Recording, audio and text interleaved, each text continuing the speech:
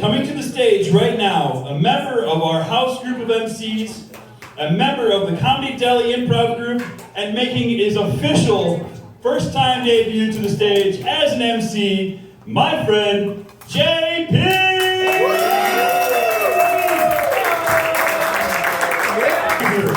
Thank you for supporting local comedy. Thank you for supporting the lounge. What a great place. I am JPB. I am your host this evening. Thank you. So in my real day job, I'm a computer programmer. And I did that because somebody told me that, you know, if you work and do what you love for work, you'll never work a day in your life. And that sounded awesome, but I gotta tell you, in 27 years, I work a lot of freaking days. Right? And when 5 o'clock comes around, I hit the easy chair, I turn into an Amish farmer. My feet up, I've got a 75-inch flat screen TV, I've got air conditioning, I've got a full bar. Other than that, Amish farmer, it never fails. Right about the time I get comfortable, I hear from the other room my wife yell, "Damn it, it happened again!" What happened, honey? Every time I try to log into the online banking site, I get all these dick pics that pop up. Now I got two choices, right? I can leave my Amish paradise, go fix it, or I can convince her that it is a new security feature the bank has implemented. Honey, just click on the dicks. She loves online banking now. She's in there constantly. In fact, my credit score has gone up 50 whole points in the last month. But it's not just me, right? It's every job. I imagine, like, for the Pope, it's kind of the same thing, right? Right now, the Pope is coming home from work. You know, he takes off his Pope hat, he takes off his robe, he looks in the mirror. Hey, stick 'em up.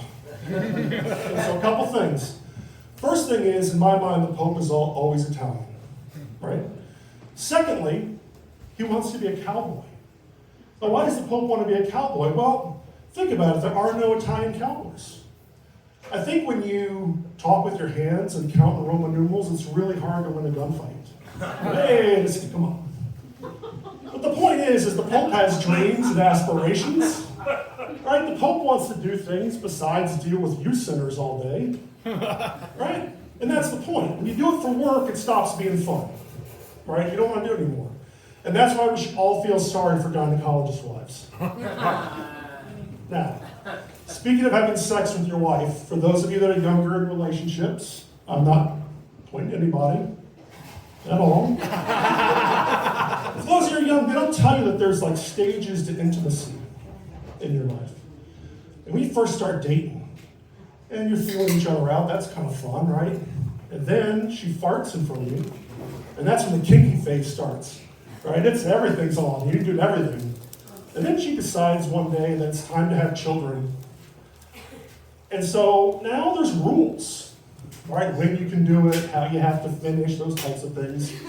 The kid comes, you go on the shelf, and oh, guess what? Now it's appointment sex. Right, you trade email reminders. Hey, how about Saturday? Saturday work. That's the stage I'm in, and man, I can't hit yes fast enough. But then you get to the stage, what I like to call heroic acts. And I can best describe it like this. Heroic acts is when your grandfather will drive halfway across the country to pick you up, and your sister pukes on him the whole way back to Arkansas, and he drives 12 hours back. It's not because he loves you. It's because Grandma loves you. And this will make Grandma very happy. And if he's lucky, maybe Grandma will take her teeth out.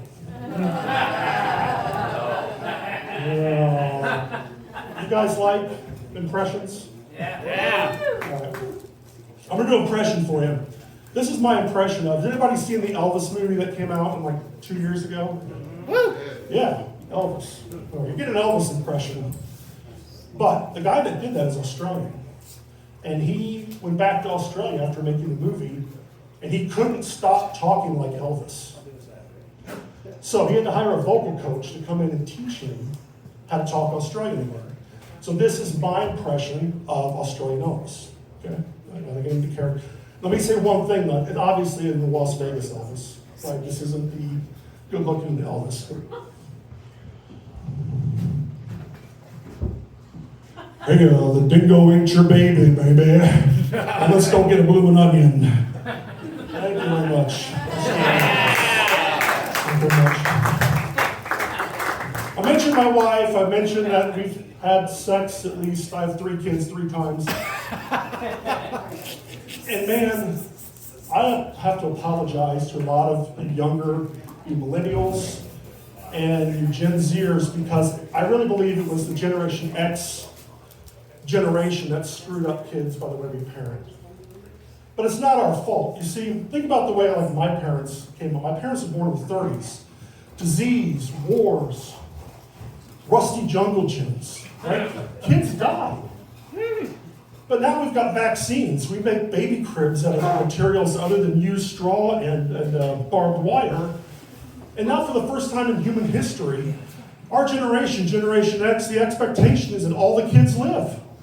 And that's not fair. And you can't tell me, I don't care where you fall on the political spectrum, you cannot tell me the science has proven that there's a better way to deal with a kid who's a jerk than smallpox.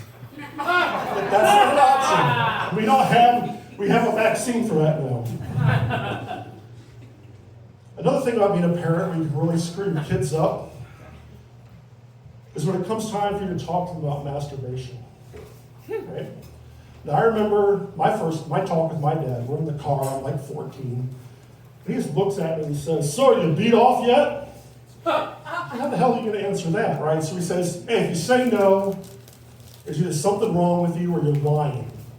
I think it's time that you wash your own sheets." Now, armed with that, well, my youngest came to me one day and he says, "Daddy, how do you masturbate?" And I looked at him, those big eyes, and I said, "Son, precisely the way your mother tells me to. If you see me take out the garbage, you see me masturbate." Speaking of masturbation, I don't understand all this thing with, and I'm not trying to be that boomer adjacent guy, all these guys sending dick pics to girls.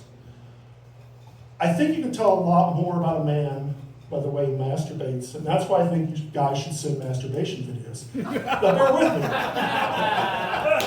You got a guy on there that's basically just doom scrolling through Pornhub, not really interested. Well, that tells you something about him.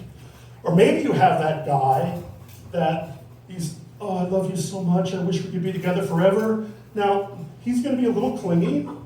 He'll probably follow you out of town when you try to move to start your career. That's just the kind of guy he is. And then you got the guy that's in the bathroom telling me to pick up my clothes and you just did it. Right? And that might be your thing. And that's fine, but you're going to have, you're not going to walk right tomorrow. And ladies, I cannot stress this enough. If he's on his knees and he's watching gay porn, it's not going to work. Find someone else.